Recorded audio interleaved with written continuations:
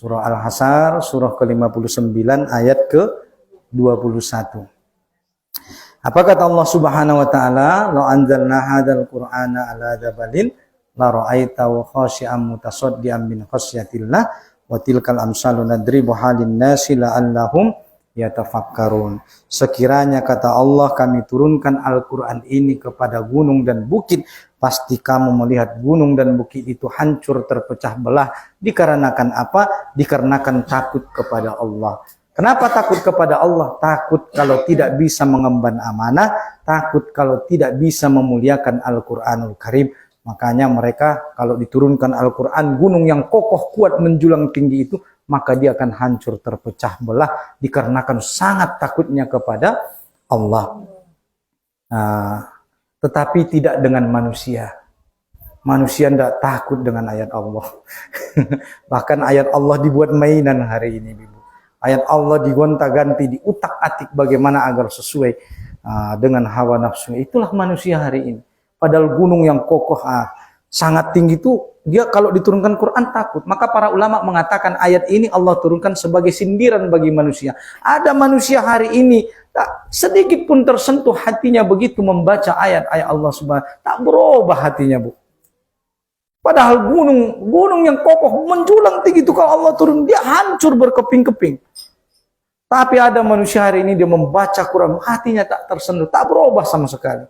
Maka ayat ini adalah sindiran bagi kita hamba-hamba Allah Subhanahu wa taala agar kita ketika diberi amanah Allah berupa wahyu ini Al-Qur'an, kita bisa mengemban amanah, mengambil haknya dengan memuliakan dan mengagungkan Al-Qur'anul Karim sebagaimana yang diturunkan kepada Nabi Muhammad SAW. Dan inilah turunnya syariat Allah berupa Al-Qur'an akan menjadi rahmatan lil alamin, akan menjadi rahmat bagi seluruh manusia yang dengan Quran ini akan tercapai segala kebaikan dan tercegah segala keburukan. Dan yakinlah setiap syariat dan ajaran Allah pasti di dalamnya mengandung kebaikan walaupun akal kita tidak sanggup menjangkau hakikat daripada syariat Allah tersebut.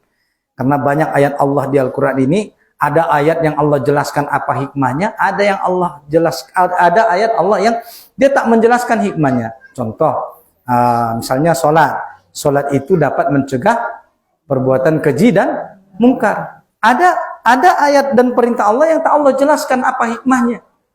Nah seperti tadi misalnya melarang memakan makanan daging babi dan anjing misalkan, Allah kan gak jelaskan apa hikmahnya. Tetapi itulah orang beriman, mau Allah jelaskan hikmah atau tidak hikmahnya, pasti kalau yang namanya syariat Allah itu mengandung kebaikan, walaupun akal manusia belum sanggup menjangkaunya hari mungkin.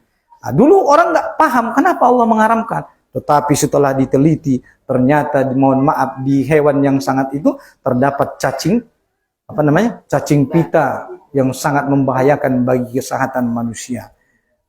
Dulu belum ada teknologi canggih seperti ini, tapi hari ini sudah bisa dibuktikan kebenaran ayat Allah Subhanahu wa taala. Sama dengan dulu 1400 tahun yang lalu, mana tahu manusia bagaimana proses terjadinya penciptaan manusia di dalam rahim seorang wanita. Tapi hari ini kita bisa melihat, padahal 1400 tahun yang lalu Quran sudah menyampaikan bahwa dulu manusia itu terbuat dari setetes air mani lalu berubah menjadi segumpal darah menjadi segumpal daging, dan itu bisa kita saksikan hari ini melalui teknologi modern.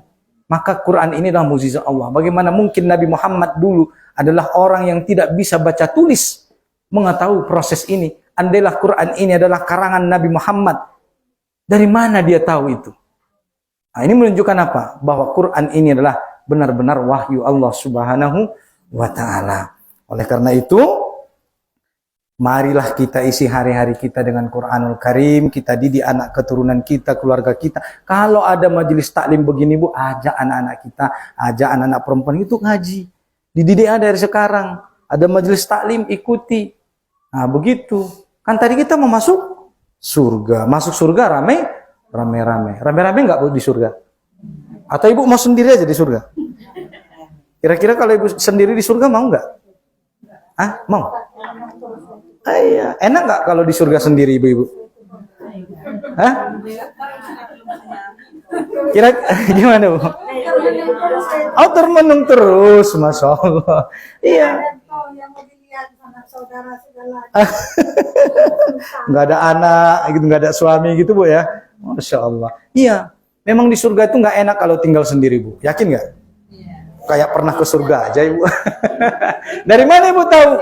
Nabi Adam alaihis salam. Dulu Nabi Adam tinggal di mana Bu?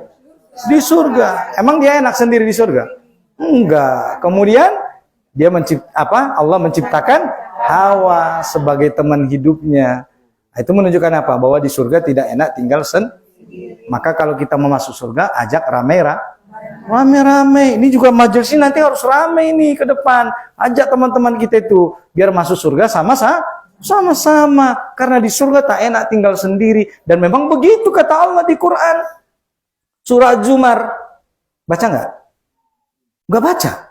Terus kapan baca Qurannya? Baca. Oh. Bahasa Arabnya aja Bu. Bahasa Arabnya aja kan? Oh kadang nggak dibaca gitu. Oh gitu. Kalau bisa dibaca Bu. Quran ini adalah wahyu Allah yang berbahasa Arab dan kita terlahir tidak berbahasa Arab. Oleh karena itu belilah Quran terjemah supaya Quran itu menjadi petunjuk. Ada orang bertanya, Ustadz, ya saya sudah baca Quran 30 tahun Ustadz. Perasaan hidup saya begini-begini aja. Ya iyalah. Ente bacanya bahasa Arabnya doang. Kapan ngertinya Bu?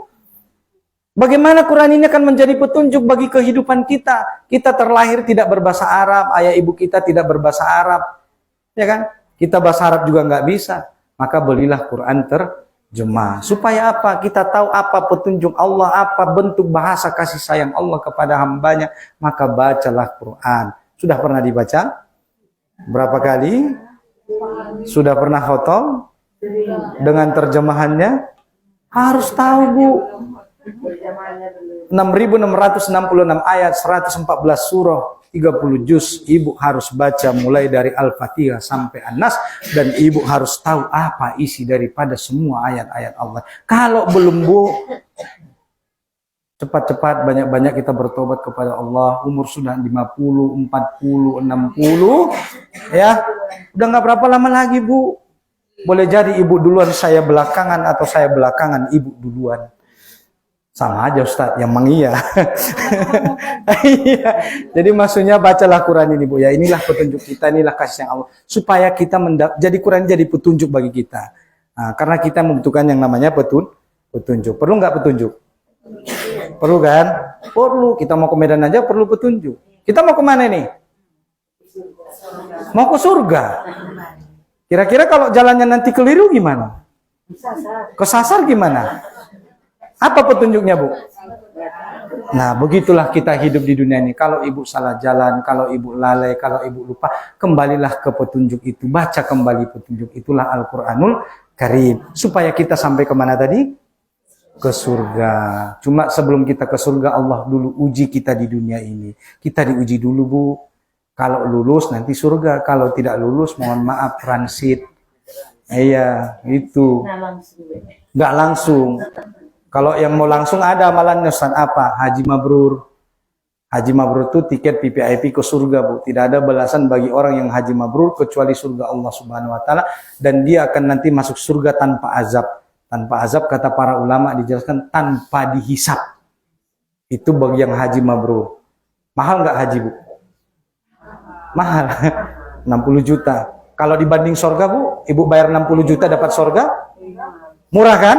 Murah. Maka kalau yang ada hartanya, ada rezeki dari Allah, mumpung masih Allah kasih umur, berangkat Bu, berangkat haji, berangkat umroh, berangkat. Jalan tol menuju surga. Ya, umur sudah tua, dosa sudah banyak. Mau ditambah lagi hari ini. Jangan lagi, cukup sampai di situ aja ya. Jadi insya Allah mudah-mudahan inilah kasih sayang daripada Allah kepada kita dengan menurunkan Nabi Muhammad SAW. Mudah-mudahan dengan diturunkannya Rasulullah terlahir ke dunia ini, kita mendapatkan Islam yang rahmatan lil alamin.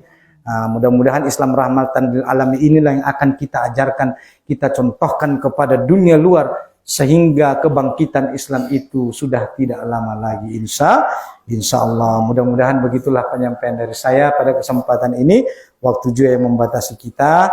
Mohon maaf bila ada kesalahan dan kekurangan. Saya kasih kesempatan 5 menit lagi sebelum kita tutup. Yang bertanya, Wabillahi taufiq wal hidayah. Assalamualaikum warahmatullahi wabarakatuh. Iya. Yeah.